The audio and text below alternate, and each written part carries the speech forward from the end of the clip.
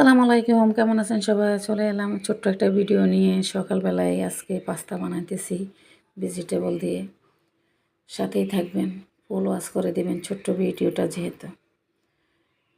তো আজকে সবজি দিয়ে পাস্তাটা বানাবো। প্রতিদিনের মতো তো রুটি পরোটা খেতে ভালো লাগে না, সেজন্য মাঝে মধ্যে রুচি একটু চেঞ্জ করতে হয়।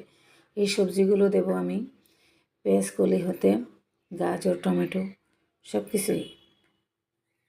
অনেকেই ফুলকপি বাঁধাকপি দিতেই পারে, যেহেতু যার যেমন রুচি। সবজি তো সবজি, সব কিছু দিয়ে খাওয়া যায়। তো এগুলি একটু ভাপিয়ে নিলে তারপরে পেঁয়াজ কলিটা দিলে ভালো হয়, না হয় কালারটা নষ্ট হয়ে যায়।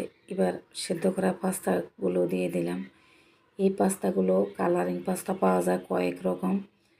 তো আমি কালারিংটা না এনে আমি হলুদ আর সাদাটা নিয়ে এসেছি।